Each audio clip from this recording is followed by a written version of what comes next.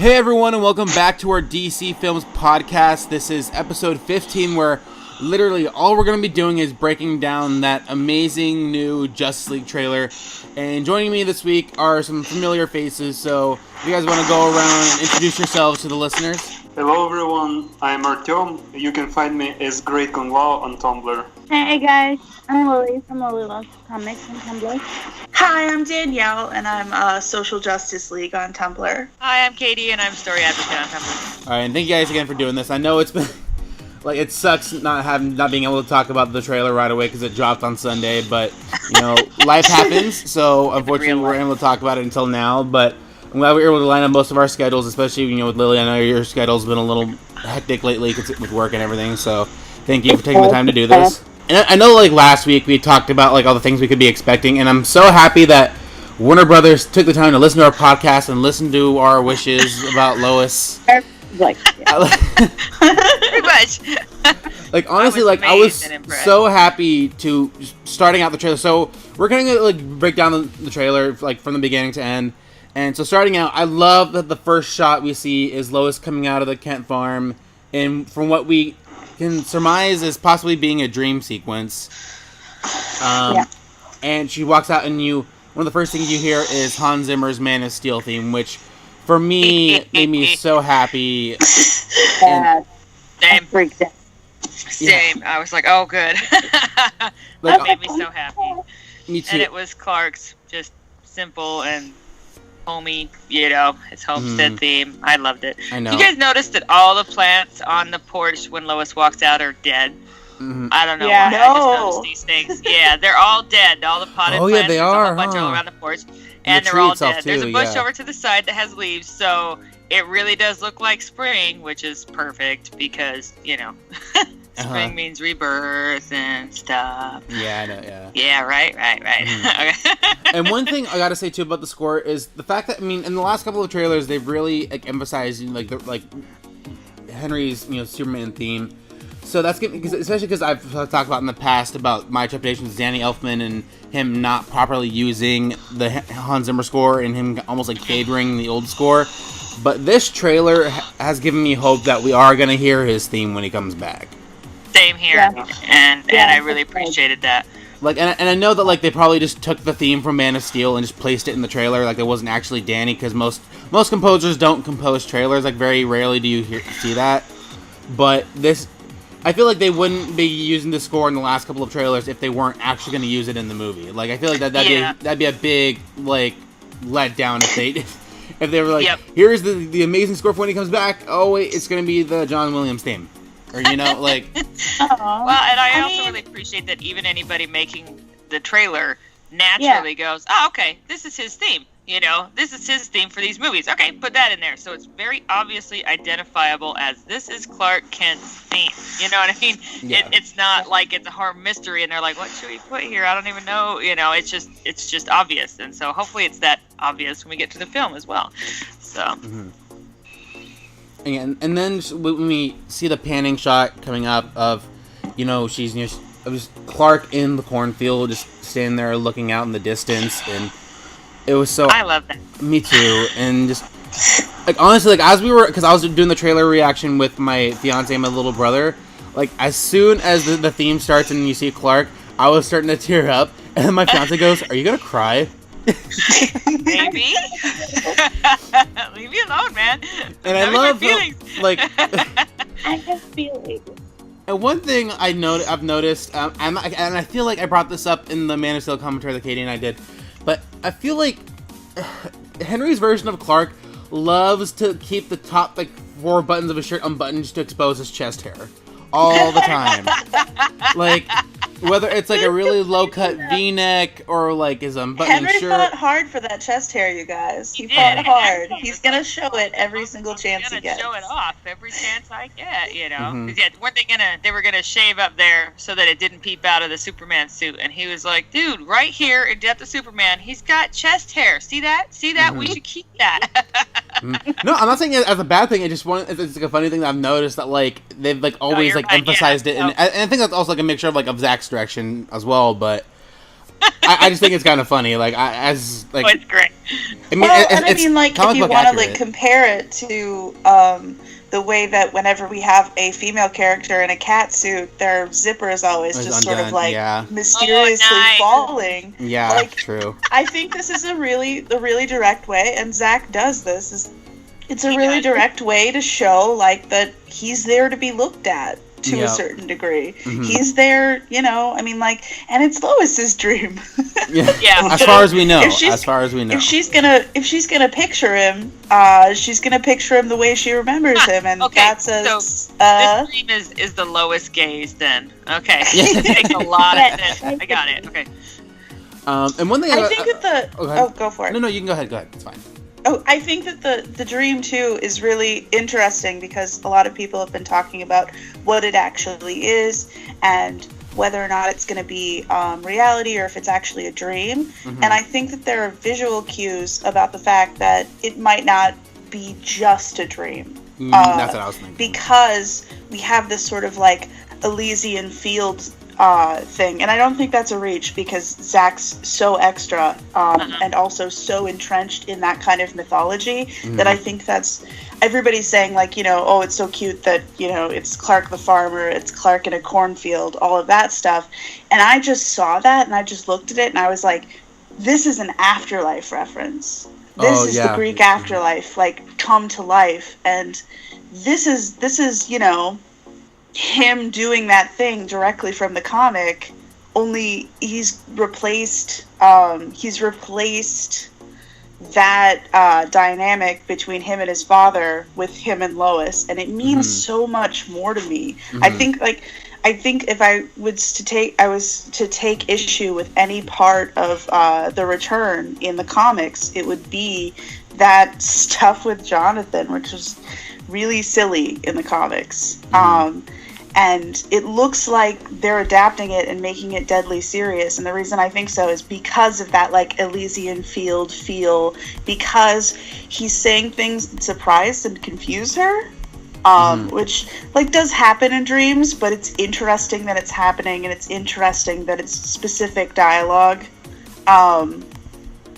that calls toward their situation. And it's kind of the dialogue that I thought that we would get from Clark immediately. I wrote a short fic, and it's basically the first thing that he says to her in the fic that I wrote too, and I was like, holy shit, like this is exactly what I would expect Clark to say. Like immediately he would be like, oh my god, I got a yes, awesome.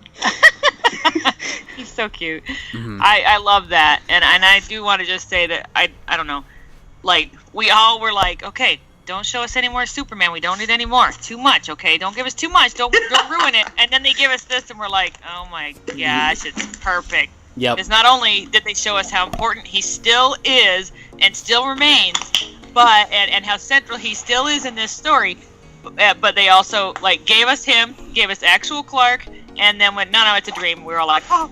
So he's still dead? Like, oh, that was really nice. Again, as far as we know, and that's like one of the awesome things about this too is like.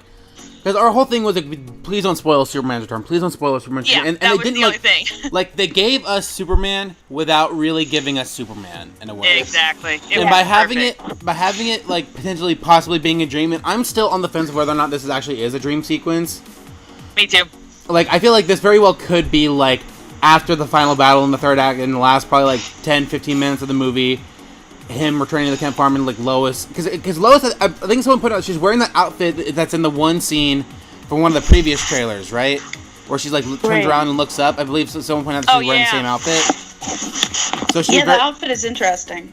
Oh, that is interesting. And one thing I want to point out too, that the shirt he's wearing, there's a couple things to point out about it. There's one thing he recently posted on Instagram. He went to a few comic book shops to get some Superman stuff, and he was wearing that exact same shirt as he was out shopping. He's such a geek. I love him. And also, I think that it is a bit of an homage to Superman the movie. I don't know if you guys have seen the parallels, but there's the one scene where he's like out in the field right before he leaves for the Fortress of Solitude in the original Superman movie, where he's wearing like a red flannel, like he's about to go on his journey, and then it's very much so. Like it's not the exact same, but like it's very similar-ish to what the actor playing young Clark in the original Superman movie was wearing. Because I thought that was kind of cool. Oh, I totally agree.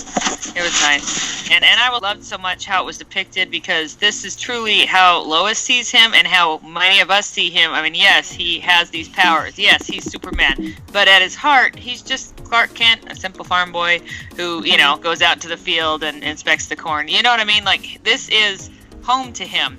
This is where she really knows him, and so of course she's not going to come out and see him in the big suit and cape, stuff like that, even if it's a dream. It's just Clark, because that's who he is to her, and it was really a beautiful thing, because we just get that very basic, this is who he is kind of character moment, and I loved that. Mm-hmm. Well, and the way that they shot him in that scene was so soft and clean and vulnerable. Mm-hmm. And a lot of things that I don't think we necessarily see, even when we're looking at his particular Superman. It's definitely, Lois's gaze, Lois's view. Yes.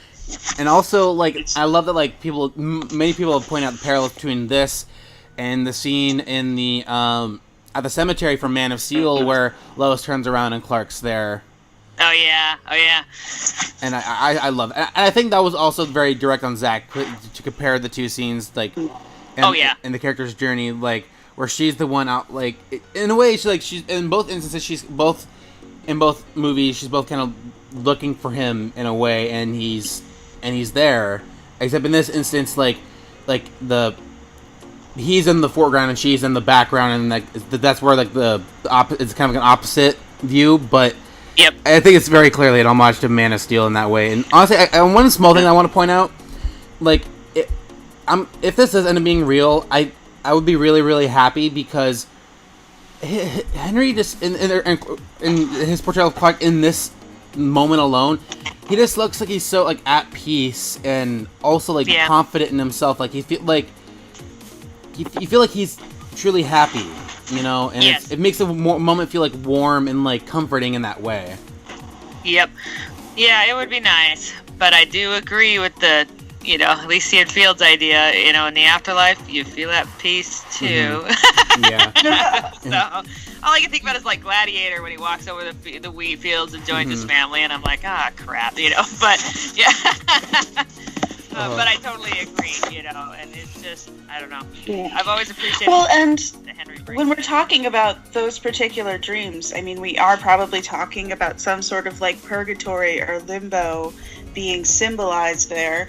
So I don't think it's completely inappropriate to sort of have an in-between space, have some sort of maybe Clark has sort of passed on. I mean, it's implied in the comic. It's not my favorite version because I find it very hokey. I usually really enjoy the spiritual coming in, but I think that particular one was just sort of this isn't really necessarily a very good depiction of what's essentially a coma. Mm-hmm. And that's kind of how I think about Superman's death, because it's the only thing that makes sense. It's not like a traditional resurrection, because if you didn't kill him, you can't have a traditional resurrection. And the science is you didn't kill him. Yeah, he was never truly dead. You're right. If anything, he was in a coma. Evidenced by the end of Batman vs Superman, that Dark Rising, for a reason. It's not it was just this can be this whole process of literally bringing him back from the dead. I know that there has to be some mechanism to which they're reviving him, but I don't think it's fully bringing him back from the dead, because I don't think he was ever fully dead. Yeah, and that's my sticking point as far as the story goes. I hope they tread lightly on the dream sequence, because while it is a classic part of the comic, it's also the hokiest part of the comic. Yeah. And I'm including Superboy and Cyborg Superman everything. Yeah. I was less annoyed by all of those things than I was by the weird sort of Scream dream sequence where we're all just Clark, don't go into the light. Mm-hmm. It was, and I honestly, I trust Zach so much, because he's already, I mean, this is my favorite comic of all time ever, and he's already improved upon it. He's already done better, I think, with his death scene than the original comic did. So, like, I have a lot of faith that that's going to be, you know, improved upon. I mean, obviously, this isn't going to be a movie about Cyborg Superman, so a lot of things are going to be different. But I hope they tread lightly on that weird afterlife dream sequence thing that it seems like, to me, they're definitely going to at least reference.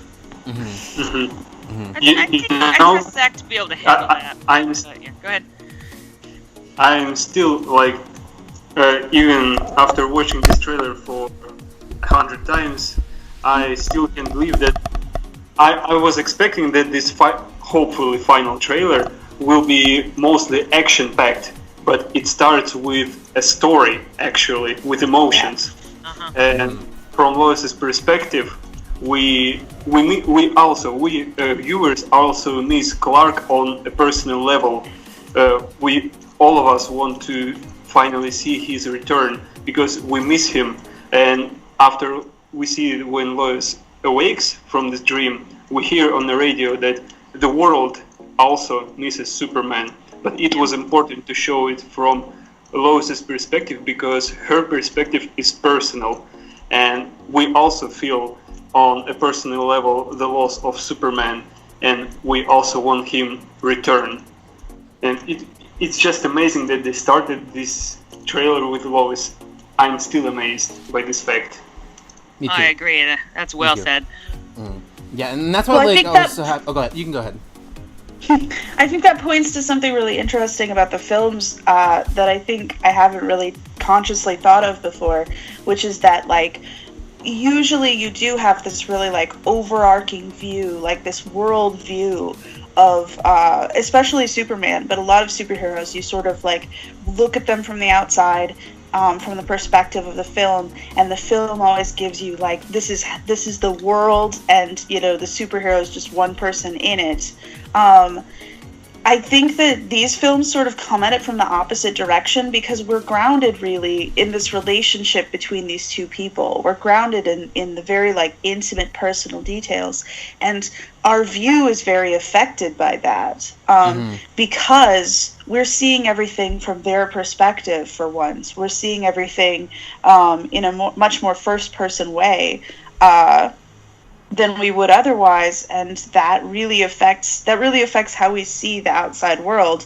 And we've made it really clear through this trailer and through this scene that outside world is kind of secondary. We're concerned about Lois and Clark first, and then that reflects out on the bigger world instead of the bigger world reflecting in on Lois and Clark. And I think that's really a novel way to come at Superman because it is so much a story about two people and their connection.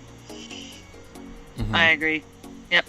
I agree entirely. And that's really, for me, like, I was so incredibly happy and emotional seeing the two of them starting out with this trailer, because, like, and one of the things you mentioned that, like, we know Lois is going to be in the movie, but we didn't know how big of a role she was going to play until this trailer, really, because we only ever saw, like, the one shot of her turning around and looking up.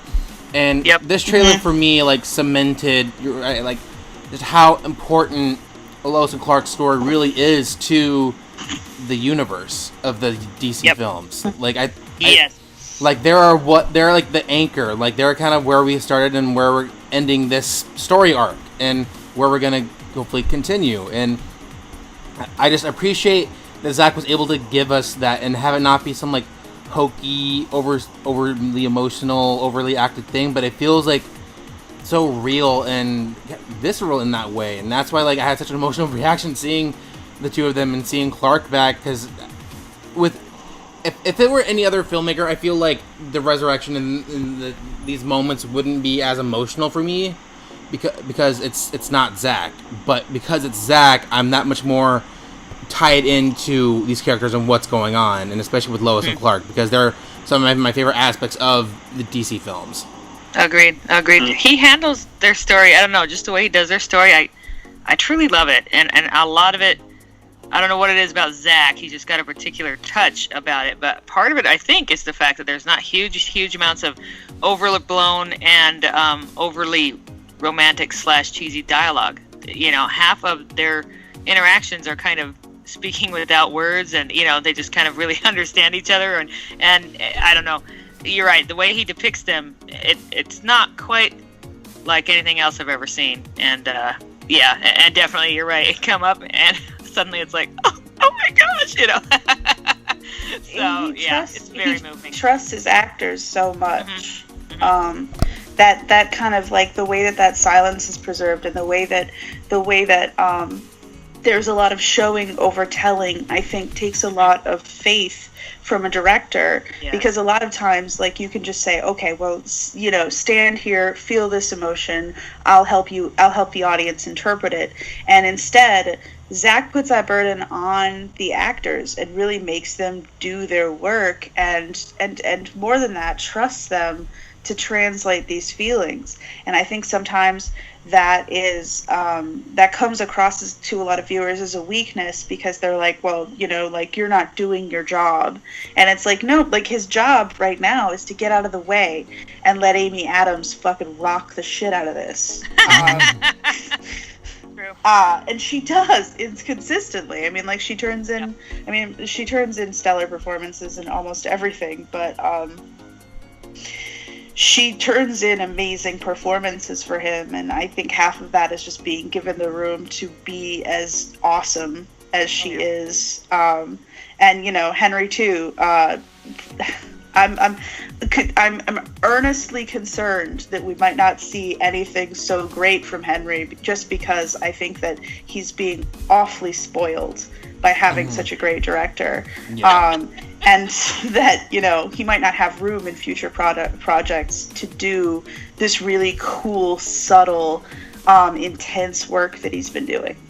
Yeah. I agree, and I deeply hope he does, but there are different kinds of directors out there, and there are directors who, just because of how they work, are perfectly happy and content to help or let actors expand and grow their skills. And you're right, they trust them far more, and they have interest in like them learning and up a level as they do the role. And then there are the other ones that are, it's all about my vision. You just sit there and do what I tell you. This is my vision, and this is what it'll be. And you get a difference. Often people don't realize even half the time what's going on, but they're like, I don't know, it just didn't sit with me. Part of it could be because you weren't feeling it, because the actor's not allowed to truly broaden their horizons and give it to you. And so you're right.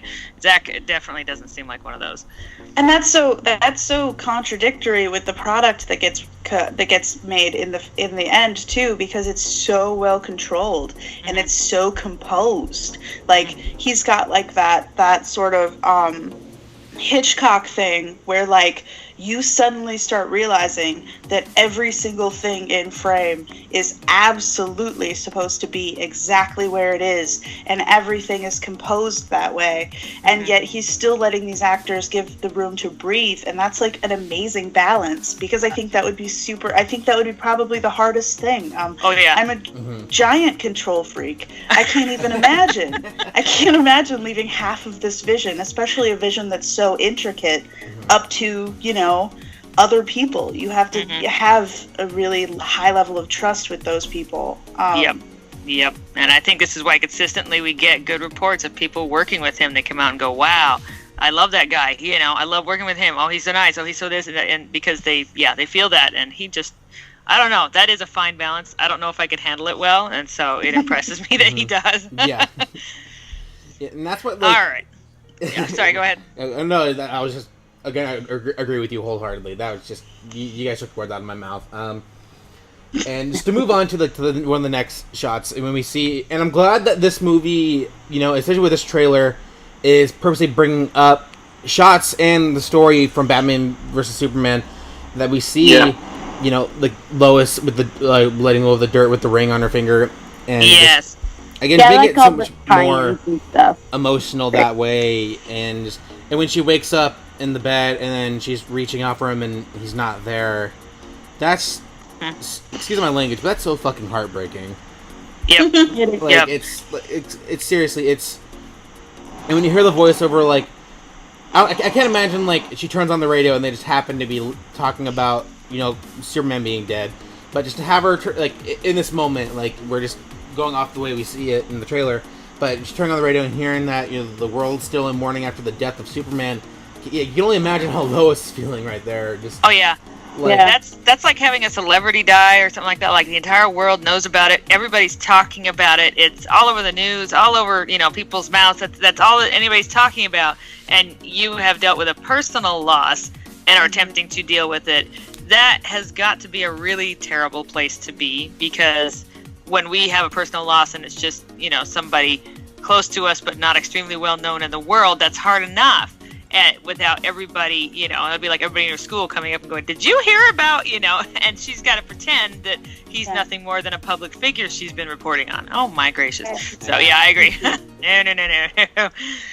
No. It is especially painful because at what point Clark was taken away from her. Like, she received this engaging ring from Martha, and I think she realized how much Clark planned his future with her, and all of this future of them being together was taken away from her, and I just can't imagine how hard it must be for her right now.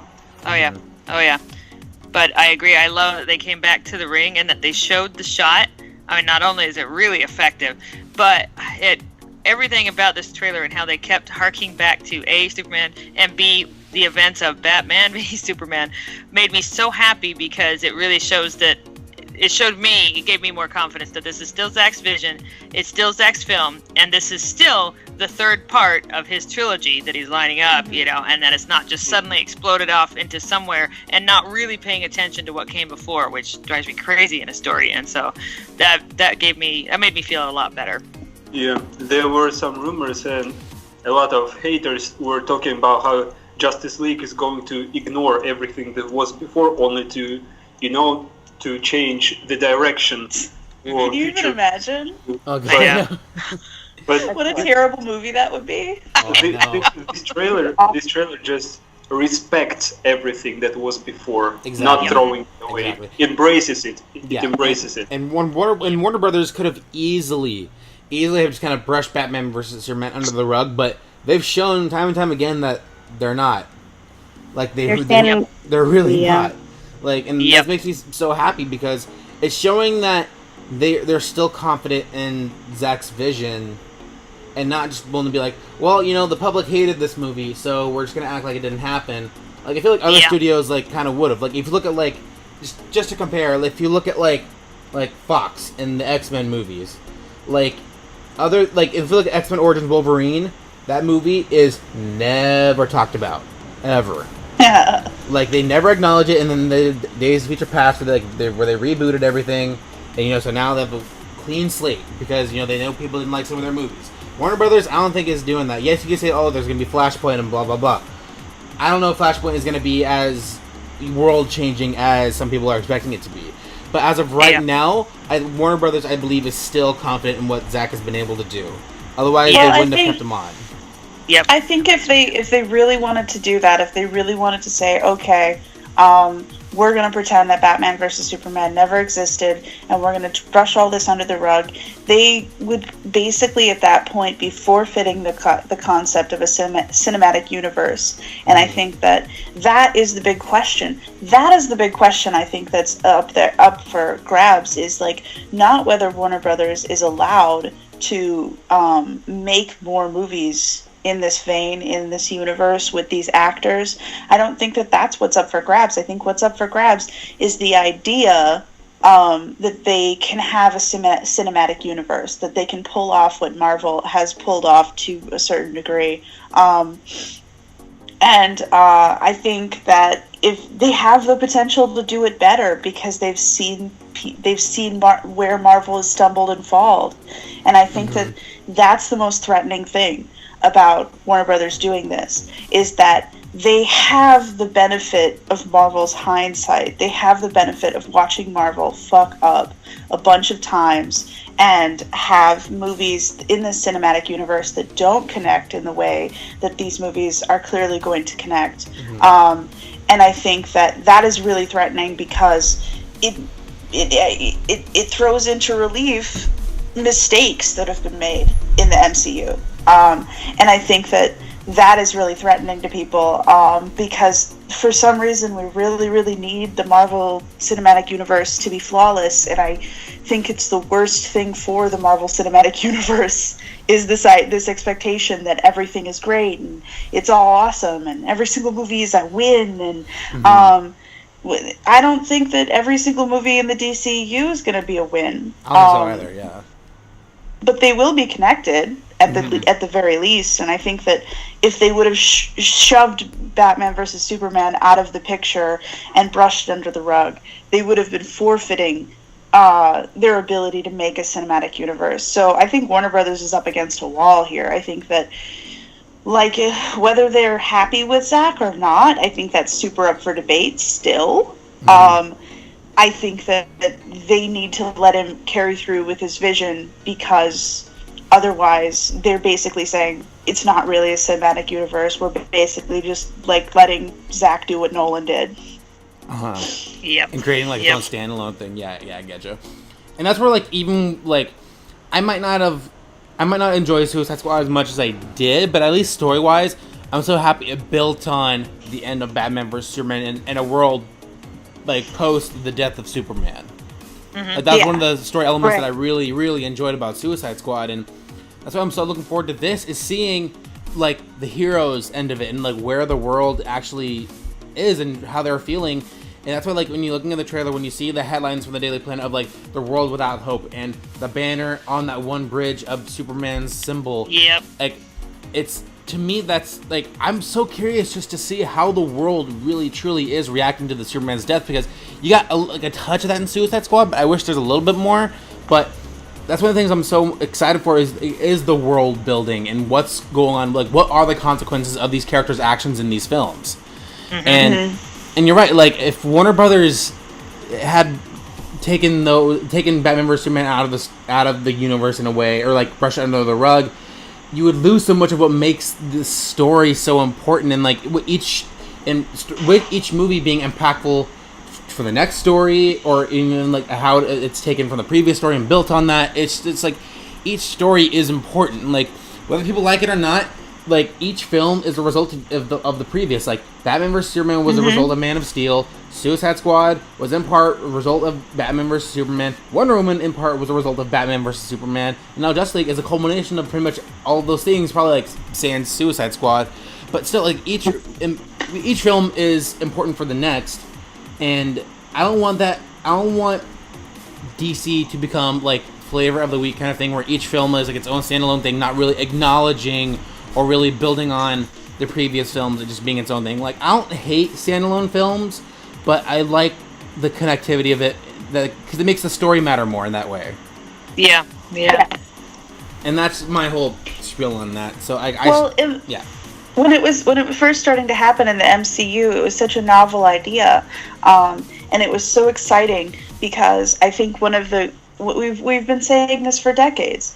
One of the greatest weaknesses of superhero live-action films is that they're not interconnected, and that you have to pretend that Batman exists without Superman, and that, the Flash can you have to. Like CW Flash works because they decided Superman doesn't exist. That's the whole reason it works.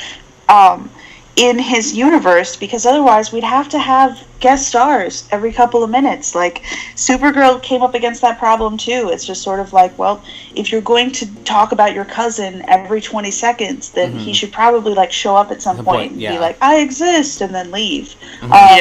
But I think that we were so excited to see that kind of content in the Marvel Cinematic Universe. We saw we'd see like Captain America's shield in the background, and people would lose their shit. And the bar is higher now. It's different. Like it was really exciting to see that connective fiber, but we've raised the bar. I think the DCU has raised the bar on what that connective fiber can be. And it's basically that we're all sharing this playground, and we all have to be very clear about how that affects everyone else, which I think is the reason, like, I think it's the reason you kill Superman is so that people can be in jeopardy in very small ways for a while, you know, across the bay from his city.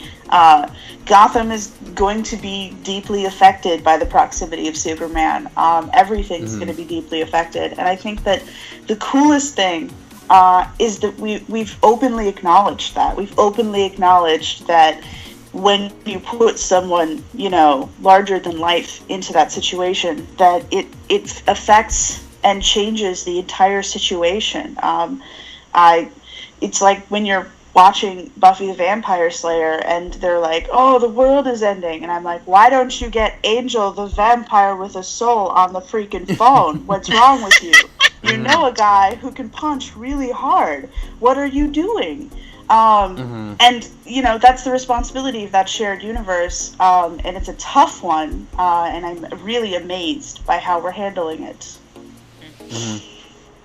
I agree. I love how they've stepped up the game. And I agree that, like, over time, they might not be able to hold it this interconnected, this, you know, each one affects the next one as much as they start to expand it out and get more and more. And Marvel has had the same difficulty. And I think that is a bona fide issue that can easily come into play as you move to expand the universe. But I love how they have set up this one and how, like you said, the interconnectivity and how it's not just that somebody sees somebody else on TV and goes, yes, they're in the same universe. Oh no, everything that this one did messed up that one, who then in turn, you know, and it's like dominoes, and that just makes me so happy. So as long as they can keep it up, I'll be delighted. If it eventually falls, then, you know, it's like, well, I guess that's fair, just because I don't know how far you can keep that before it's it finally... It's a cool thing to try. You know? It totally is, and I love it. So, yeah, I appreciate the effort, and that's exactly how I felt about Suicide Squad. I was like, wow. Oh, I love that. Really took a shot at something really weird and cool and interesting, and, you know, with variable levels of success. Yeah. Yep. Yeah. Yes, I agree. So to move on to the next bit of the trailer, I don't mean to like abruptly change the subject, but one thing I gotta say too, and I love how like each trailer is building on like the flashback sequence of like the war with the parademons and Apocalypse. Yeah. And like how we're getting the scenes of like the parademons flying over the Amazon, in which I can't tell if this is the Mascara right here that they're flying over in this one shot, or if they're just in the same battlefield where the main battle takes place. I can't tell. I can't tell either. It's really green, but it seems awfully flat. So I don't know, and I can't tell. Yeah, I don't know. Part of me thinks it's just the same battlefield, but I can't swear to that. Yeah. And one of the next cool shots coming up after that is the way that Steppenwolf just like comes flying in and hitting the ground with his axe and just like knocking all those guys out. Yep, and that's why I think honestly that this is still that same battlefield, because I think it's purposely set up to be pretty and green, and the moment he strikes the ground, it all goes away. It just kind of spreads out like they show in a minute. Yeah. Okay. At 1:09, there's the shot of the warrior like changing, and people kind of freaked out about that. You know, I admit when I first watched it, I was like, oh, he's just burning, you know, but now I look at it and go, oh, wait, no, his teeth are going sharper. Okay, yeah, he's not turning into ash. And he's turning, I think he's turning into a parademon, and that's something that, like, I don't know if any of you have seen the animated movie Justice League War, but that's how they kind of create their parademons in that. And, like, they take like humans or beings from other planets, and like they twist them. They turn them into parademons and into mindless soldiers. Okay, so it's a constant renewable army. That would make perfect sense. So like, you know, as you destroy your enemies, you're adding on to your army. Yeah, you know, and if you lose soldiers, it's fine, because we'll just make more as we conquer this next one. Like, you know, in the end, it's a perfect renewable energy. You know, not for us, but okay, that would make sense, and that does make sense. Okay, because people were like, "What is that?" And I'm like, I think he's just burning. But now with it paused here, I'm like, yeah, oh no, he's not burning. Your teeth don't get sharp when you're burning. And one thing, and another thing I want to bring up too, and I love this cover of David Bowie's Heroes in this. Oh, yes. Yes, it's so good. No, because at first I'm watching the trailer, I'm listening, I'm like, this sounds so familiar. And then I can hear when I say "We Can Be Heroes," like I'm like, oh my god, I love that song. And I brought this up on Tumblr the other day in that, that song, well, at least the original David Bowie version was, I don't know if you guys have seen Perks of Being a Wallflower, but because Ezra Miller's in that, and in that movie there was like a song that they're all trying to, the song that comes on the radio, and they love the song, and they're trying to find the name of the song and find it, and by the end of the movie they find it, and it's David Bowie's Heroes, and it's like what they call like the tunnel song, which kind of embodies like their time together as friends, and it's really cool. And it's cool because I noticed that, and I'm like, oh my, I don't know if that was intentional at all, because Ezra was in that, and then now Ezra's in this, but I thought that was a cool little thing that I noticed. And I love the song, and I think this covers really, from what we can see here in the trailer anyway, I think it's a really cool cover. And another song like Come Together, which I can't wait to get on my phone and be like blasting in my car all day. Yeah, right. The soundtrack or the songs that they're coming up with are really awesome, and I love that they are new covers of an existing song, and they just fit every trailer we're getting so well. I'm delighted. Yep. So yeah, we need soundtracks. Yeah. Okay, can I just say, like, that Amazon jumping to stand on top of her horse as they rush toward battle is like the coolest doggone thing ever. I'm like, oh, you go, lady, because I'd try that, but I would break my leg and fall off. I would fall instantly if I tried doing that. Yeah. So that's an awesome move. This one shot of Diana coming up where she says invasion. Mm-hmm. I'm really curious as to what is going on, because is someone telling her? Is it like the invasion just beginning? What the hell's going on to her? Like, she's at her job and she's like, invasion.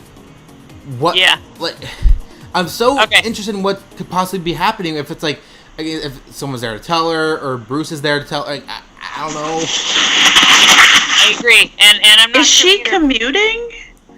Well, is she commuting between Gotham and Paris? Like, I guess she's Wonder Woman, whatever. But wow.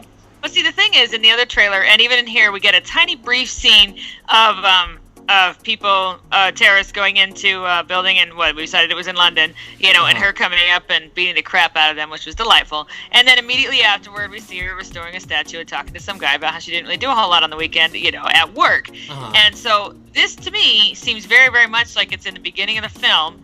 They show us how awesome she is, and she's out in the world in the open defending people. She's back at work doing her thing, keeping her cover identity down. Everything's great. Something here happens that tips her off, and I agree. I don't know if it's a person, if it's some kind of thing she recognizes from her past, that tips her off. Something's going on. And then that's where we get to her and Bruce, where he's talking about an invasion. She's like, no, it's already here. She said that line, and it's like, it's time to do this, and then we're off and running, and they're collecting people. So that's my take on it. But I agree that I'm not really sure. She's up on the ladder, and the camera is shooting, looking up at her, and so that leads me to think that there's somebody down below talking to her that came in the scene. But I don't really know, so I'm dying to find out, though. Can November get here? Pronto. and then like the next, you can go ahead, Artyom. I think she might be looking also on a TV. Maybe there is a news feed that reports invasion in some area of the Earth. Okay, that's entirely possible too. Mm-hmm. No, and again, this is a conversation I feel like we've had before, but I really wonder if, because Steppenwolf at some point is going to come for the mother box on Themyscira. So at some point, is she going to find that out? Is she going to have to go to Themyscira for briefly at some point? Is she going to speak to her mother? Like, I don't know. I would love that, but I wonder if, like, he comes for it, and then this is Mom telling her about it, but I cannot imagine the Queen of the Amazons just moseying into her daughter's workplace that's what I was thinking, to let her know, like, that a motherfucker was stolen. Now, it'd be cool, but I just don't see it happening. Yeah. And so you have to wonder, has she been home? Have they set up some kind of communication device that allows them to talk to each other, or at least communicate without having to be in each other's physical presence? Like, I don't know, but Again, I'm dying to find out. I don't know. Again, it would make sense to me that he comes for the first mother box, they defend it, and when he takes it, she immediately turns to Diana and goes, we got a problem, and so that would just be my thought. Yeah. I mean, that would be an emergency that would constitute, I mean, essentially we're just breaking a rule. which I mean, like, that's all that's happening. It's not like it's impossible for her to return to Themyscira. Exactly. We just have this very strict rule, and it's a good rule. Like, it's a solid rule. We understand the reason for the rule from her movie, but it's at the end of the day, it's just a rule, and we broke a lot of them in her film. Oh yeah. So, well, and she's an Amazon, but she's also, like, Zeus's daughter. So it's like, I mean, like, maybe we can just bend that a little bit. We bend the rules doesn't for the entirely princess. apply. So I don't know. Well, and I think that too, that fits with her sort of revolutionary effect on the Amazons, and how her being like the only kid of the Amazons sort of obligates her to a level of rebellion and a level of change, coercive change, that she brings to that society. And she's going to be breaking a lot of the rules, and she's going to be changing a lot of the rules just by virtue of her role there, which is to be the next generation, the only member of the next generation. Yep. Yep. Yeah. And then that's why, like looking at one of the next shots of like the battle and like the Apocalyptian forces coming in. That honestly, like, I cannot wait to see what's gonna happen with this battle. Like, it looks, it's so like Lord of the Rings-esque to me. It looks epic, and Zach is for someone really who, like, good I've never actually at doing seen epic all of Lord of the battles Rings, and just like it just looks so awesome. In the way that like it's like the darkness is like literally like spreading. Yes. Like that, and I think you can kind of see a bit of like the Omega symbol, which is kind of like it's like a symbol of apocalypse and like kind of like the anti-life equation from the comics and Apocalypse and Darkseid and all that. So I think you can kind of see it in the middle of the battlefield there, or at least a part of it, like the circular part anyway. But but yeah, that. What is really interesting to me from all these flashbacks of this ancient battle is that in all of the shots we see that Steppenwolf is winning, and you kind of wonder how possibly they could win back then, because so far it looks like that war should have been won by Apocalypse. Mm-hmm. Well, because at the time you were right, like there was no real technology. It was like the humans, the Atlanteans, and the Amazonians all were like, you can kind of say were ancient people. Were like all they had were their man-made weapons, and that was about it.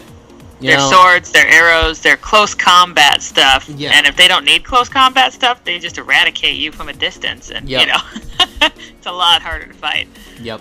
So I'm really curious to see how that battle plays out, and then cool. Cutting to this next shot a little later of like the girl looking out the window, you see the parademons flying out. I think like another part of like the apocalyptic story in Justice League War was that like they were abducting humans to turn into parademons, and I think that's more or less what's happening here with them all flying out of the one thing. I can't remember the name of it, but you guys know what I'm talking about, the one shot where they're all flying out. Yeah. Oh, you're right. They are coming out of there. Okay. What is that? A silo? No.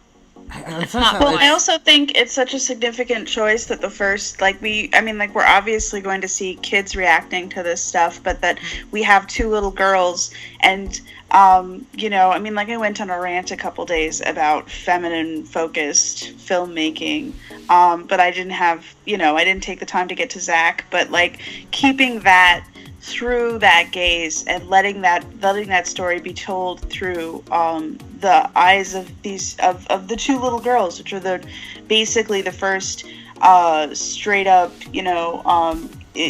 human bystanders that we see in this trailer. I think it's a really significant choice, and I think it's a really important one. We don't get to see little girls get rescued by superheroes as much as I would want us to, and I think that translating these events through their eyes is really a significant choice, and says something about the film not forgetting that its audience is diverse, and that not forgetting that its audience is going to be more than just white nerd dudes. Yeah. Yep. No, I agree. I agree too. And that's why I liked the one scene in Batman v Superman in the beginning where Bruce saves the one girl, and you just see her perspective of her losing her mom, and she's literally just speechless. Yeah. And yes, and we're meant to empathize with that. And we're meant to, that's meant to feel like a personal loss to us. Even if you're looking at it from Bruce's perspective, you can't help but translate that loss and really like feel that feeling. And I think that empathy toward that little girl is really, really important in that moment. Oh yes. Well, and I think it's actually really cool because typically, if they wanted to truly drive home, this is Bruce experiencing the loss of another parent, and this is what drives his rage towards taking out Superman and stuff like that. They would make him a boy, or they would make the child a boy, and probably with dark hair. They would make him as close to young Bruce as they could get without it being really, really obvious, so that we all get that point. Yeah. But in the end, like, I feel like that's doing a great disservice because we don't need that. Like, A, we understand that, and B, anybody's loss of a child is something we can empathize with as a human. They don't have to be a particular sex for it to drive home that much more, Bruce can look at that little girl and see that she's just lost her mother and immediately identify with her emotionally. It does not have to be somebody of his own gender. And so it really, I agree. I think that's a very purposeful and conscious choice. And it's really a thing of beauty because it does not matter. We as people should be able to empathize with other people, other humans, and it shouldn't have to matter what their race or sex or anything else, is. They're still a person, and we should be able to empathize with them that way. It does not. It shouldn't be selective. Yeah. So, okay. Well, and it's such good practice for empathy, because I think that we do have. We do struggle empathizing with marginalized identities. So when we see that sort of stuff, when we really see like a filmmaker just folding that empathy into characters who aren't the center of the film, who aren't easy to identify with for maybe close to half of their audience, that's a really conscious choice. That's not a choice that he's making on accident, because I'm sure that some executive kind of nudged him and was like, hey, could you put like a picturesque little boy in this moment? And there's a reason, and that's the thing that you have to continually realize about this filmmaking process, is that Zack doesn't really leave anything up to chance. No, and it's just like what Jason Momoa said, in the comics, Aquaman is blonde hair and blue-eyed, and he goes, but Zack had this vision. So it's very clear that Zack was picturing, wouldn't it be cool if we had like a Pacific Islander brown-skinned Aquaman? That would be cool. And he went out looking for that. And so you're right, that is a conscious choice, and not just let's have an open call for everybody and their dog, and then pick the one that looks closest who can act, and so he's making purposeful choices, and I really appreciate those. I really do. Mm-hmm. Yeah. And all right. Yeah, I sorry, you guys are way smarter than I am. So, yeah. No, I can just sit here and listen to you guys talk, and I'm just like, You guys. I'm happy listening. I know, me too. Me too. All right. Let's look at Gordon, who I deeply love. So. Yeah, I know. And I do love the one shot of Ben talking about how being something darker, and that is from the one image that came out of Empire magazine a couple weeks ago. And to me, it's one of those shots that I enjoy. Ben's Bruce Wayne. I love a little bit of scruffle, the little bit of age to him, and again, we've talked about this before, but I love that we've gotten this aged and kind of beaten down Batman, and now it's this Batman who's leading the team, and I think it's awesome. Oh, I agree. Yeah, he's so soft. I love his journey. I do, and I gotta say, just because I am a bit of a bitter, salty person, I'll admit it. The fact that he's I think it's something more, something darker. I mean, I swear, he's he's not exactly, but I kind of wish he's looking right at the camera and being something darker. I know. I'm like, could you put grim in front of that and then say it again, please? Just for me, so I can have it at home and laugh at it and giggle and put it up as a GIF and Tumblr, please. So I like it. Me too. And one thing I am happy that in one of the next shots coming up after Gordon lit the bat signal and we see Bruce looking out, and in this shot compared to previous shots where we've seen this one, they added, the Batwing, or I believe that's what it's called. And Bruce seems to have rebuilt it from Doomsday destroying it. So. Yep. Yeah, it's a little bit different design, but similar again. Updated, so. Yeah. Funny, This I is guess. awesome. What can we say? And I love It's a really handy thing about villains. They give us they get us new stuff because they. Yeah, You're right. They give you a new design. Yep. I love that shot though. Him looking at the signal is just so iconic. It's iconic. Again, it's iconic Batman. Yes, and Zach is always like, I look at something and go, wow! It's like it's straight out of a comic book. I mean, I could look at that and go, yep, that is like straight out of a story, and he's still doing it. So I'm so happy. Me too. And then this next shot of Jason in the water, Aquaman, and he just looks so awesome in the role. Like I can't wait to see Atlantis in this. I really can't. Yeah, I just remember thinking, oh my god, Aquaman's gonna look like that. Like, that's what we're gonna, like, for basic, probably like half, 3/4 of a movie, we're gonna do this kind of shit. Amazing. Amazing. I'm so excited just to see him in his natural habitat, so to speak, I mean, with the whole, I love him out of water too, but just seeing him in there, underwater, and the way his hair moves in the water, and this, that, and the other, it's like, oh yeah, that's Aquaman in his realm, Oh, I'm totally here for this. Yep. I am here for this. Mm-hmm. Give me some Aquaman. Yep. And then, Diana on top of... That's honestly, that's a classic Zack Snyder shot right there. Yes. If I've ever seen one. Great. Well, and I love how even, like, I don't know, everything about the statue just kind of echoes Diana a little bit, It makes me so happy. And it's so subtle, too. Dirty. Oh, God. It was. I almost missed it the first time around. Mm-hmm. And that's one thing, honestly, like, each trailer, to me, has just cemented how much of this film truly is Zack Snyder's vision. Yes. Like, yes, Joss did some extra stuff, whatever, but this trailer, and the last trailer especially, I don't care what anyone says, this is Zack Snyder's film. Well, they're straight up not Whedon visuals. And I love Whedon visuals. I'm a big fan of them. Like, I'm never not going to really like his visual style. I think it's, it's hot. It's very sexy in every version of that word. It's not his visuals. Like, and I think anyone who tries to say that this looks like a Joss Whedon movie, is woefully ignorant of both filmmakers. I was gonna say, they obviously didn't spend any time, checking into Joss's work, and Joss does fine work when it comes to, camera work and everything else and directing. That, I have no problem. But you're right, all the visuals of this are just so very obviously Zack, and I mean, he has a signature style. No matter how you slice it, no matter how it evolves over the years, it's still Zack. You look at it and go, oh yeah, that's a Zack. Joss would have been so embarrassed by this shot. Like, can we be real for a second? Like, Joss is a little bit scared of his nerdness. And he directs his superhero movies kind of that way, where he sort of goes, I don't really like this. Like, that's where you get that. I'm not like a comic book geek or something. Okay, yeah.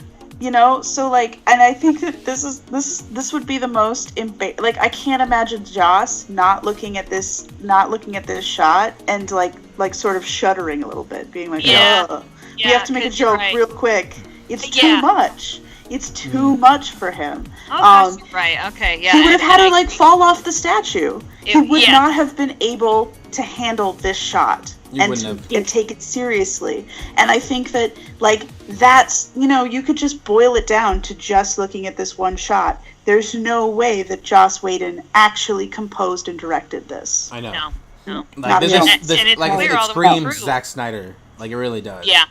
Yep, yeah. And he did a little bit of reshoots, but the principal photography was done, and even the first little bit of it, the first, editing of the whole thing together as a basic, I mean, you can't redo the entire thing in your style, no matter how you try with that. It's impossible. So, and what I've been learning. So, what I've been learning in my transfer of loyalty from Whedon to Snyder has been sort of like that.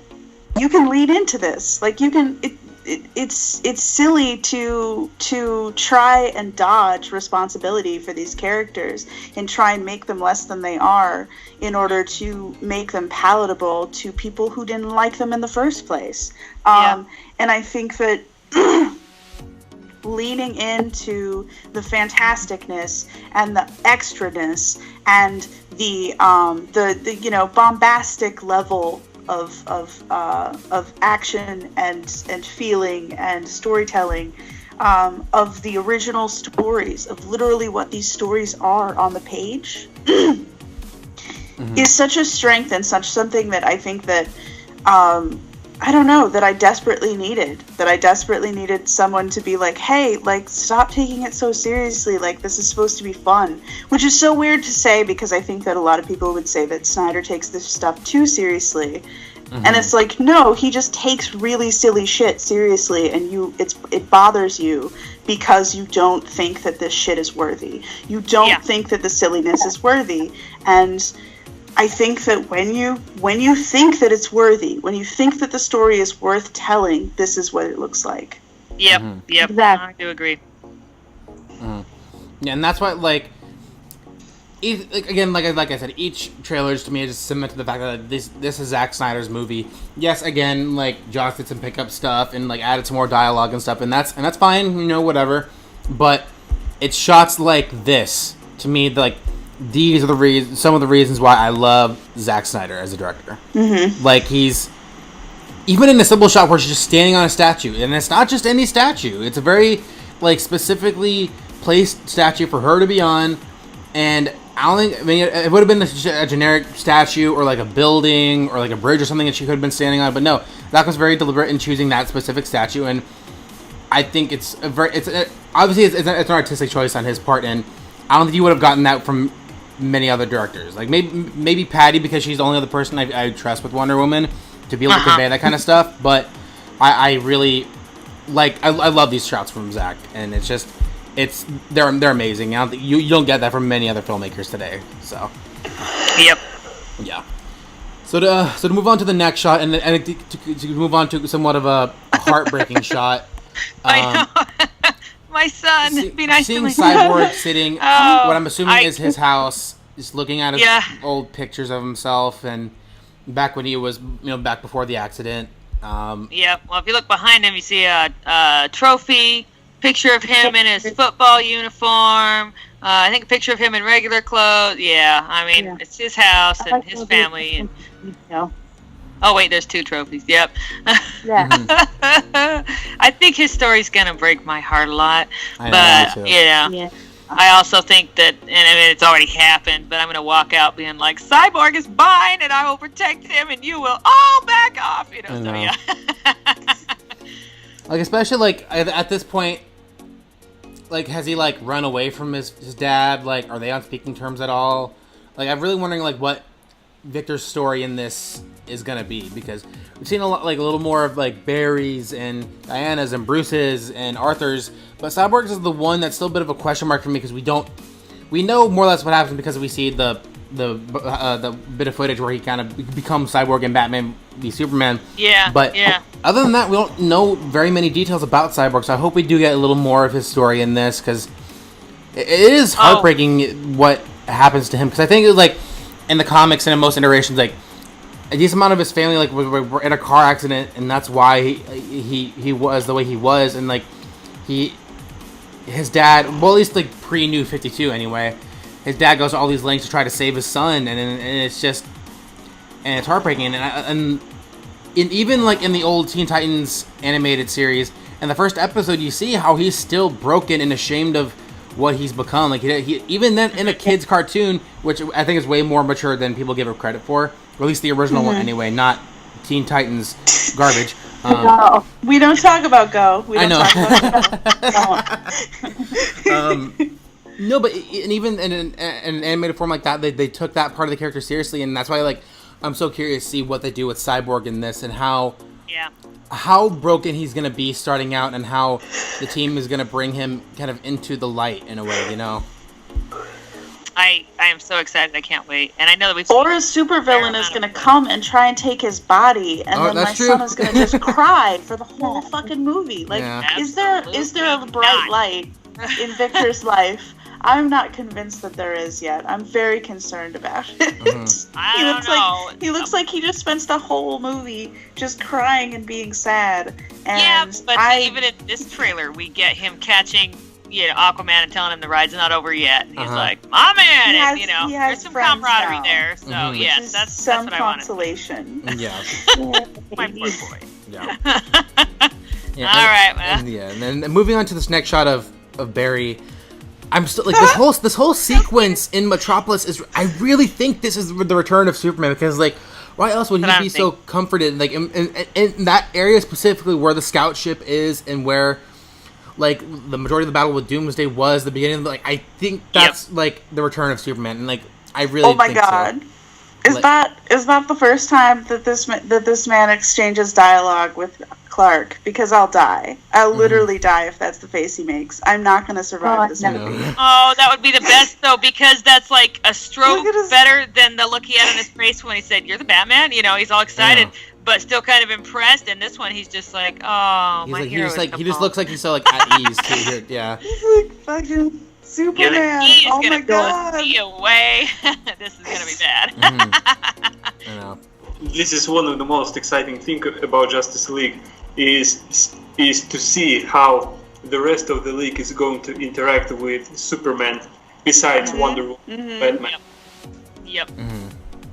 I really want to see Barry to act like a total fanboy when he's near Superman, because it's literally an alien from outer space, and it should get him excited a lot. Nerd, and I want to see that. Well, and we love that stuff. I mean, like, that's half of the sadness of the canon being sort of jumbled in this universe, because we have a Nightwing who is not a Superman fanboy. And I've had a lot of conversations with people where I've been like, who is Nightwing then?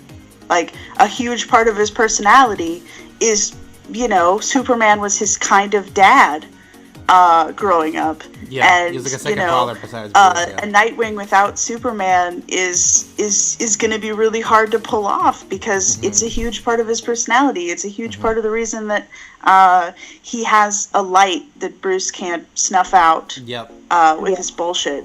Yeah, and also in the original comics, like the name Nightwing comes from a being from Krypton, and that's where the name ultimately came from. So he's in a way honoring Superman with that name. So but of course in every other iteration, like whether it's like animated, whatever, they've ignored that entirely. But in this, I'm not sure if they're gonna like have Superman be a part of the story in this version necessarily, but I kind of hope they do. But just seeing that little bit of fanboyness and Barry kind of gives me hope that they might. So. Yeah.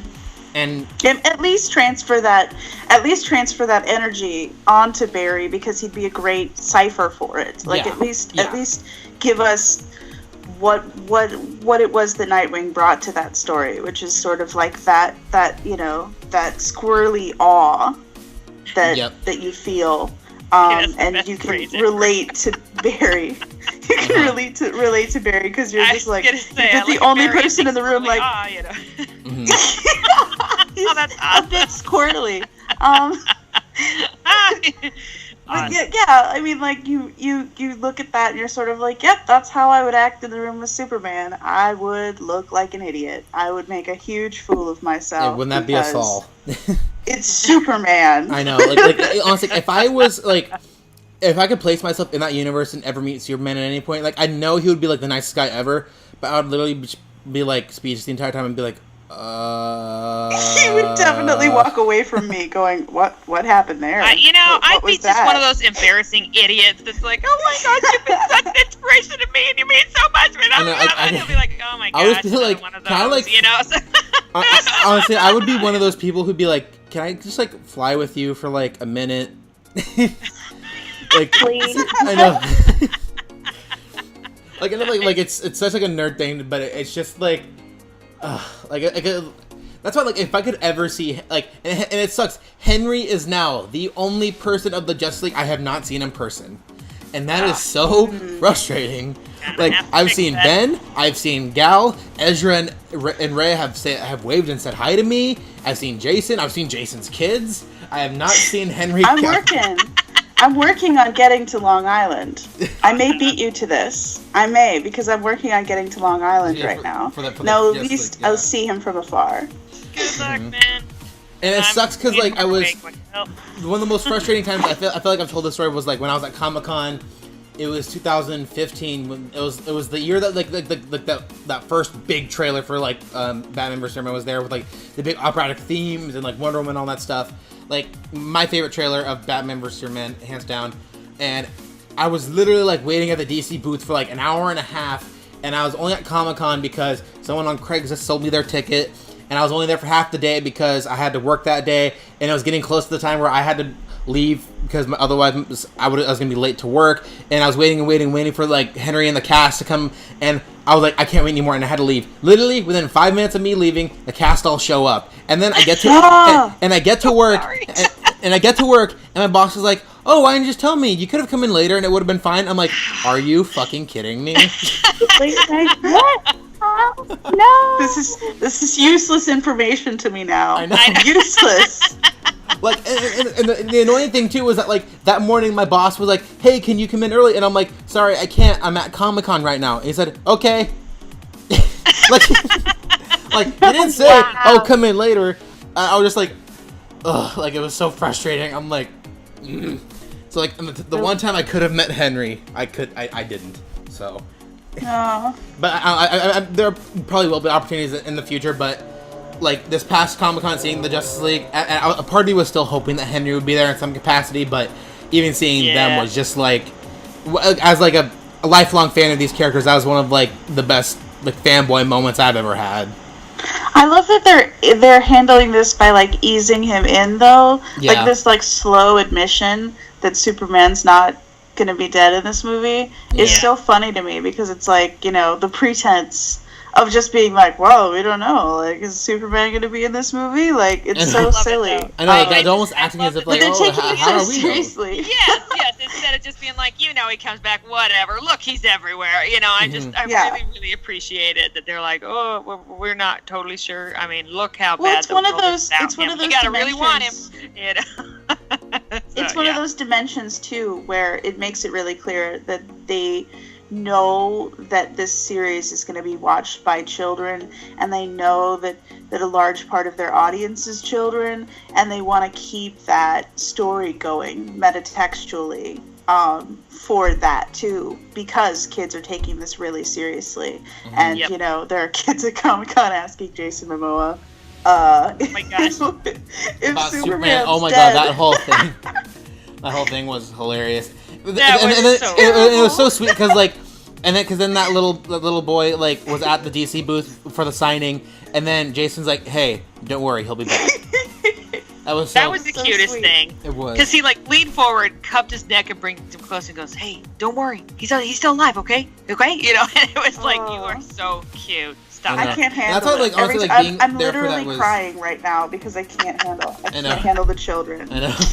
That's what, like, and Jason's kids were, like, so cute because, like, they were the first ones there. Like they had some person babysitting them, like, and they were just at the top of this DC booth, just chilling, like, looking over the edge. And I'm like, wait a minute, why do those kids look so familiar? Oh, those are Jason's kids. And they're just, and I'm like, and honestly, they look like literally like the perfect combination of Jason and Lisa Bonet. Like they're just like, I know we're getting super off topic, but there's like the cutest kids ever. But speaking of Jason, in this next shot of the trailer, which is now legendary, I have friends who don't even care anything about this franchise that have still had that picture posted up on their timeline. No, honestly, like, there are so many. Dude. There are so many friends of mine on Facebook, or like friends on Facebook, like of like people I know who are literally obsessed with Jason Momoa. And then, like, I saw this too, because there's like the one like video of like him, and it's literally like every time he's been shirtless ever. Yeah. And like this was already on. I'm like, oh my god, some people like fangirling over Jason is like, so it's so funny, but like I get it because the dude's like. He is who he is. And he just seems so cocky right here. Like, and I love that about this Aquaman is that, like, he like literally like could not care less. He's just like, the strongest man is the one who's strongest by himself, and Bruce is like, no, that's literally the exact opposite of what the saying is. That was so Ben. It was so Ben. I was like, I broke down. I was like, it's too much. Like, it's such a Ben delivery. It just is. Sort of like, dude, what are you talking about? Like, what are you talking about? What are you? You're just saying things now. You're just saying things. The guy who pulled this a year ago, who was totally like, no, only me, always have to be alone. Shut up, Alfred, leave me alone. And now he's like, that's totally the opposite. How dare you? And I I'm know. like, Or like on the other trailer where he's like, I'm not the one that brought a pitchfork. Oh, from the one TV spot. Oh my god. I can't wait to see their relationship. I want to see the dance slow is gonna be evolution of great. their relationship. Like, I get the sense in this scene that half the reason he's so offended is because of the terrible argument. I know. Like, half the reason he's so mad, he's like, that doesn't even make any sense, dude. Like if you're gonna support your own like bullshit lonerism, I mean, one would hope that you would come up with a good rationale, not mangling a statement that doesn't exist. Mm-hmm. I know. About alone. Mm-hmm. I can't wait. All right, yeah, no. So I really need to move through here because I'm getting close to the time where I have to leave. Okay. But I love the one like finished up shot of like the bullet shell coming from the Batmobile. Oh, yeah. Again, classic Zach. And then I was giving him such shit on Twitter about it immediately. I was like, all right, slow motion debris fall. That's Zach. I know. I swear, even just that bullet that they showed in the second trailer, I was like, oh, thank goodness. Okay, that looks more like Zach's movie. It really does.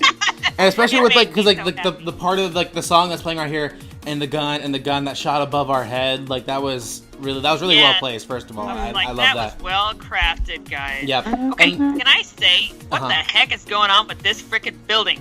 Like, it looks like there's purple stuff coming out of it. I think that's crazy? like a part of like Apocalypse like slowly taking over.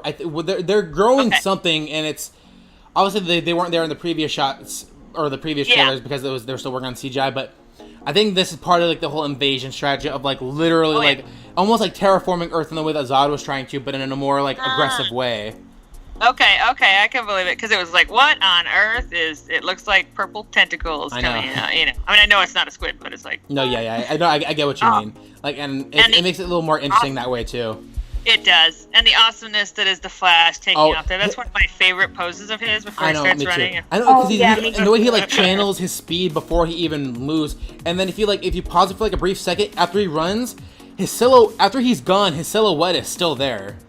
Yes. Yeah. I noticed that before, and I was like, dude, that's the coolest freaking thing ever. I love that effect. It's so amazing. I love the way Zach's directed his speed. It's so amazing. And then the way they they kind of reversed the one shot of him running up the stairs of the monument. Like if from before it was on the left side and now it's on the right, so I'm not sure which side they're really gonna end up using. But they just like to keep us on our toes, little buggers. But yeah, and then you can go ahead, Arjun. I just like how the trailer is so smart because after Bruce says that it's the opposite of the saying, he says that to separate we're not enough, and the montage shows how Barry starts falling. We see Aquaman being beaten up by Steppenwolf in underwater, and I just like how this trailer flows with what characters are saying, and it shows visually what they're talking about. Yes, it's perfect lineup, and they continue with it because after Aquaman gets smashed into the tower, then you see Cyborg screaming in pain, then you see Wonder Woman taking on Steppenwolf and fall.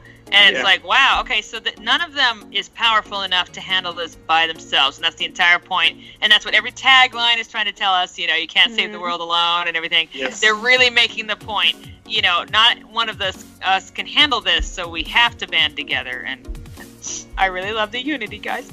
So. Me too. And it's just, and one of the things I love about this trailer too is that we get like some of our first like really expanded looks at Atlantis for even though it was a brief second. Like obviously like Arthur being hit against the pillar, and then unfortunately, then when the following shots we see like of Cyborg, you know, like screaming in pain. I think that's him accessing the mother box right there.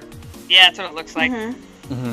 Yeah, and so like honestly, like some of the shots just really emphasize how much details really gone into Cyborg's design. Like they could have gone with a like half practical suit, half CGI thing, and that would have been fine. But the fact that he's like, I would say like 95% CGI makes him for a more complicated Cyborg, because in past iterations he's had like his arms or his legs, like parts of him were still there that were human, but in this it's pretty much just like his mind that's still, or like his heart and his mind that are still his.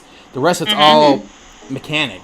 So I'm really wondering how that's gonna like connect with Cyborg as a character. Like which part of him is he going to struggle with the most? Like the part that's still only human, the part that's mostly machine. That's one of my favorite aspects of the Cyborg character that I hope they explore in this.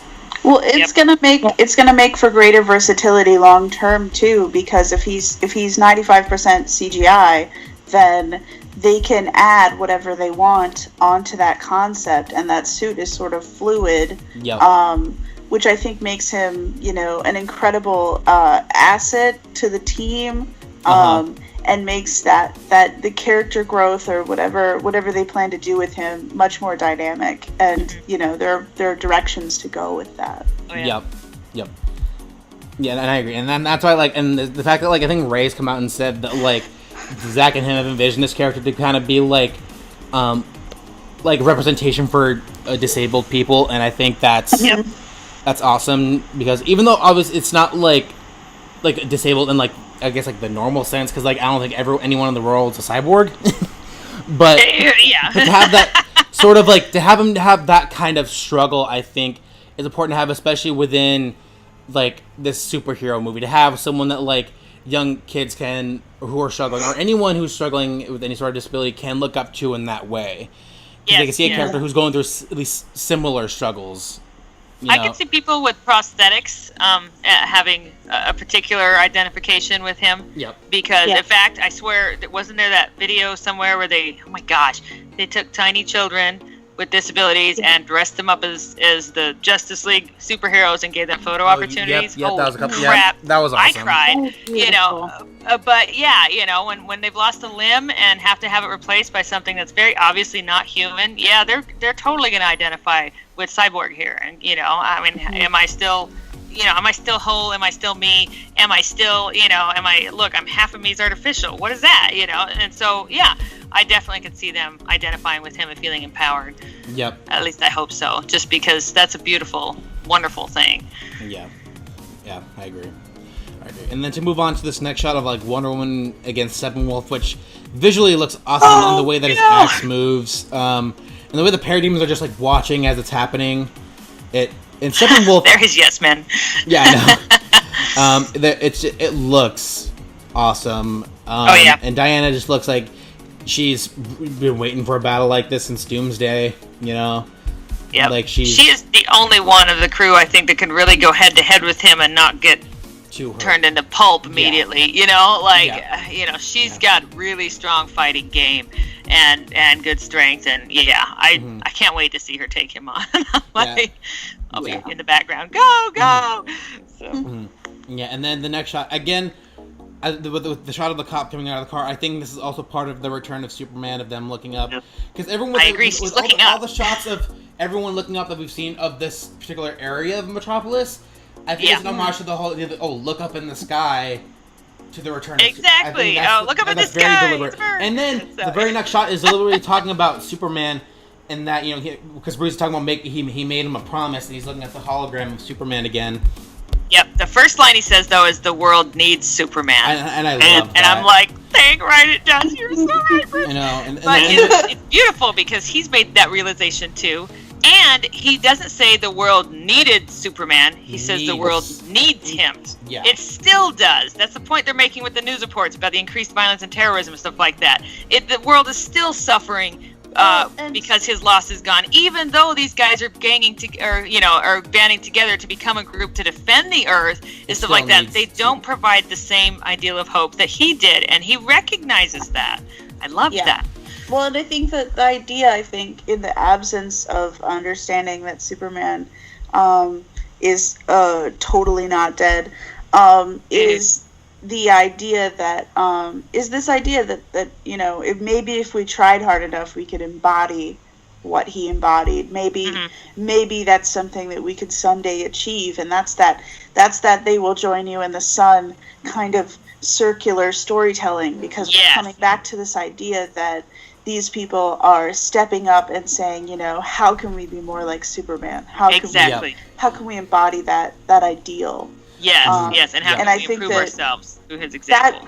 Is so much more powerful than, honestly, than the way that this storyline was handled in the first place. I think it increases the power like tenfold, and it really gets to the core of Superman as a character, and hopefully, I mean, like, I think that, you know, if we keep carrying forward with that specific vision, could probably just change the way that we see Superman, and the fact that, you know, we see him sort of like in this weird stereotypical lens, when in fact, like, the story is a lot more powerful and meaningful than most people give it credit for. Yep, totally agree. And I love that Zach has taken that on and tried to show that, and I firmly believe that this film is going to give us the closure of that ideal that was started in Man of Steel. You know, that Jor-El's hopes and dreams that he could do that for this world might actually, you know, reach fruition, and it's delighted. And yet at the same time, it doesn't bash on Jonathan for being afraid of what would happen when his son revealed himself to the world either, because we got that Batman v Superman, and we went, yep, Jonathan was right, you know, and it so doesn't make Jonathan it was look really irrational. Cool. Yeah, it doesn't make Jonathan it look makes irrational, it realistic. He's not an idiot, you know. So many interpretations are like, well, Jonathan was really the only thing holding back Superman, and it's like, no, like, your parents warn you about danger for a reason. Like, he's not a protect you know, he's not a foolish man. He really did see the future. He really did see exactly what would happen. He was a realistic man. You plant seeds, you get, you know, a particular thing. Like, you know, he was a farmer. He can look around and see what society is and accurately go, they could freak right out, you know. So I have relatives in Kansas. Like, he knows what prejudice looks like. He knows what, you know, I mean, like, that's Kansas is rocked by that shit. So Yeah. And that's what, as is the rest of the country. Sorry, Kansas, but you know. I get what you meant. But also, like, I want to also say that I think that it's nice that, like, Bruce has almost kind of become, he's kind of taken on that Jor-El role of, like, trying to inspire hope in this group of people, in the way that Jor-El inspired hope in his own son, and saying that, like, you can be the bridge between two peoples, like, you can be like the light to this world, and more or less what he was saying. And now it's kind of Bruce's responsibility to convey that message to the rest of the league and to the world. So that's what, like, seeing this, and also seeing the, if you see this monument, look around you again. I was just gonna mention bringing it right back to right back home. And then seeing the awesome shot next of Wonder Woman just kicking the sword, and it flips right into her hand. That oh my gosh! I was like, I know. That was cool, gal. I know. So that was really an awesome shot. I'm like, I want to see this fight really badly. And then like the montage of shots between Cyborg, and then more amazing visuals of Barry's Flash and this using his speed and the Speed Force, and then upcoming one of the final parts of. Probably the most talked about is Arthur falling from the sky, Cyborg catching him, saying it's not over yet, and he's like, my man, and then like he's like launches him into a parademon, and it's just this could be such an awesome action sequence between you got the parademons trying to get Bruce in the Batmobile, Diana knocks him out. Oh my gosh! Barry runs through, and then Diana has that. Go ahead. I just love this construction of Arthur as sort of just like a projectile weapon. Yeah, he is a weapon. Just toss Arthur at it. Just throw him at it. He's fine. That's That's great. But I will agree with you, Nick. I love how they put together all these scenes here. And see, again, here's where we get that action pack that we were expecting, kind of thought was going to happen. Here it is. Here we go. They slam all these action scenes together, but every single one of them is showing us, oh, look at them working together as There's a so team, much love in it. Oh my gosh, it makes me so happy, because even Bruce is very obviously on a mission and defenseless in the driver's seat again, as they come in on him, and oh no, his buddies have his back, it's totally fine. And not only does Wonder Woman come in and take out some, but then Barry comes right behind her and moves in, and then she smiles, and we all lost our minds. She looks so and I'm like, and so it's the teamwork that they're already building, and just to the trailers and stuff. I'm like, I can't wait to sit and watch this film for 2.5 hours and weep glorious, happy tears at how fabulous this is. This is, I can't wait. I know this whole sequence just looks visually amazing, and you can see more of like the blue tentacly kind of stuff in the building that Bruce is driving through. I know it has something to do with Apocalypse and them kind of terraforming it, and then to end that sequence with Arthur back on the Batmobile going, yeah. Surfing parademons, surfing the back Batmobile. Of that warehouse, and he just dropped on top, like, "Hey, buddy, what's up?" And this version of Arthur is such a surfer bro. I swear to God, and it's awesome. And it's just they couldn't have gotten a better Aquaman in my opinion. Oh my gosh. Okay, see, and here we go. Here's the excited puppy again. I know. Awesome. That's like my favorite. I know. I think we're all there in this. I know. I love he gets halfway through and then gets embarrassed, but he's like, oh. He's not embarrassed. He realized he just like bellowed Bruce's secret. I know. That's your symbol. We gotta go. I mean, that's very. I know. We gotta go. And Bruce is like, yep. That's what it is. and I love Diana's like, dude. I know Diana's looking. Honestly, I love how she looks at it because she's like, oh, that's it. Yeah, we gotta go. Okay, wait, something's up. So we gotta go. Let's go head out and take care of it, But you gotta listen to Barry kind of babble himself into a finish first, I can't wait. I know. And then Diana just looks like she's like he's very cute. Like you can tell she finds him adorable. Like, dude, I hope he fights better than this. I know.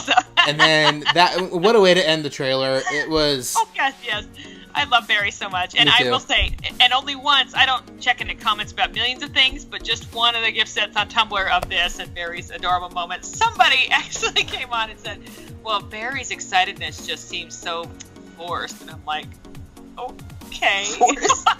Forced? How would you feel if you were literally walking with Batman and Wonder Woman and the There's a Justice League movie. There's an actual Justice League movie. Like, if you're not excited, I know, and I'm like, okay, Barry's excitability is forced, and already I can tell he's gonna be a fan favorite. I'm laughing so hard at him. I'm like, oh my gosh, I love him. Look, another child that's mine.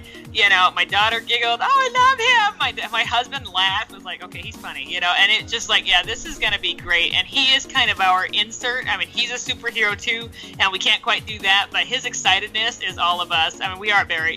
Going, holy crap, this is so cool. And I love that they have somebody in there to kind of give that to us and help us. Carry it speaking. People keep talking about the lack of levity and the lack of like funny and light, and it's like, but like that's how that group dynamic works. Like you don't have Superman's not like sitting around giggling all the time. Exactly. Yep. But that's the reason that you have the Justice League, is to balance that out, and that's what Barry and Hal bring to the table. Like it's totally true to their purpose. And I think that when a lot of fanboys look at their purpose, they think like, oh, what's their power set? And I'm like, that's less important. That has really nothing to do with the story. You could give them any powers you want to. What matters is not like how they fight together, because you have control over that. But like, what do they bring? Like, what do they make the other characters feel?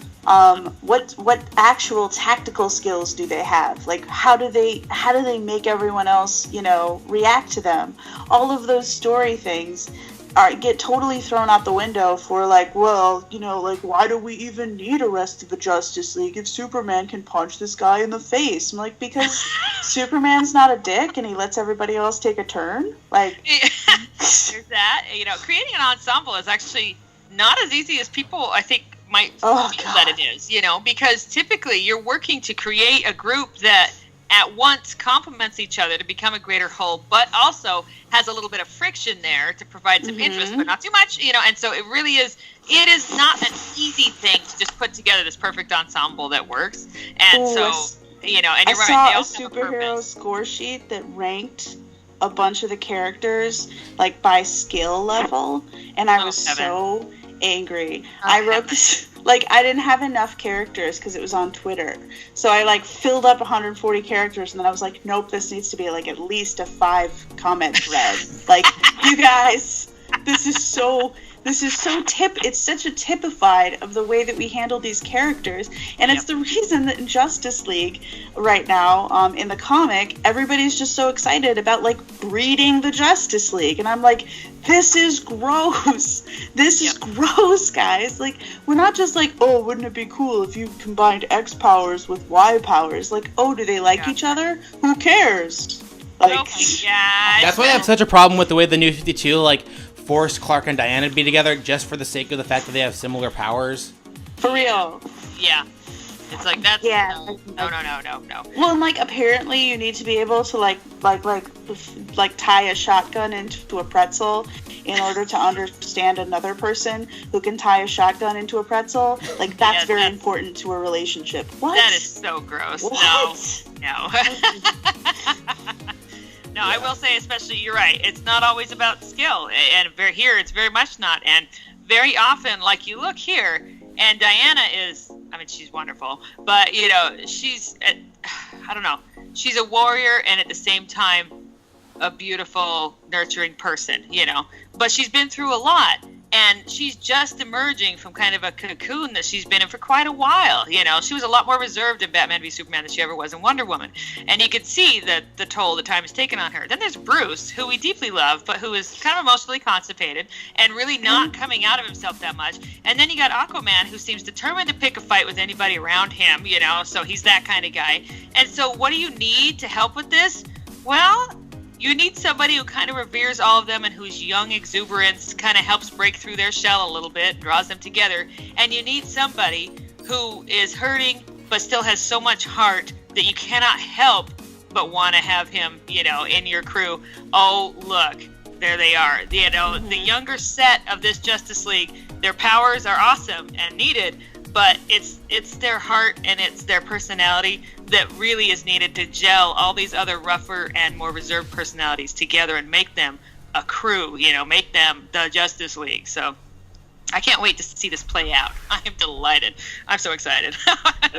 Me neither. I feel like Barry's excitement is what might start melting Cyborg's iron heart. Because I think that the Flash is going to be the very first person in Cyborg's life who will be excited by how he looks and how he functions. Yeah, you're right. Oh my gosh, what can you do? Is that really new? How do you do this? How do you do that? Wow, that's so cool. And I could totally see him doing something like, I wish I could do that. And Cyborg's like, dude, you have super speed. I know, but look, that's really neat. Oh my gosh. Exactly. That's a great point. I like that. Yeah. So, unfortunately, I think with that being said, I really have to get going. I'm already a little late as it is. I know, we've kept you longer, so yes. No, it's fine. I could talk about this for way longer, but today was the only somewhat free day I really had to get everyone through, so I'm glad we're all able to talk about this for the last, hour and a half or so, I'm just glad we were able to break down this whole thing, because I could spend all day talking about this trailer, really, if I had the time. Oh, yeah. So I just want to say thanks to everyone again for taking the time to do this. I know it kind of rushed everyone, and I wish we could have talked a little longer, but again, life happens. But I think we did. We could do an hour for every 60 seconds. Oh, I know. Easily. This was practical. Easily. This was a practical thing. This is very we did smart. really good, actually, and that's only a 3-minute trailer, and we're fine. We did good, and we even talked especially about other because the Comic-Con trailer, we literally spent 2.5 hours breaking down that Comic-Con trailer. That was awesome. Seriously, I remember after I'm really cutting short of time. I want to tell this story real quick. When I was editing that, I'm like, oh, it didn't run much longer than our usual episodes. And then I'm editing, I'm like, wait a minute, 2.5 hours, that doesn't sound right. I'm looking at it, I'm like, oh, our past episodes were only an hour and a half. So it was literally the length of Man of Steel was the length of which we discussed one trailer. we are really excited about this, in case nobody can We're tell. And we have a lot to say. Yeah.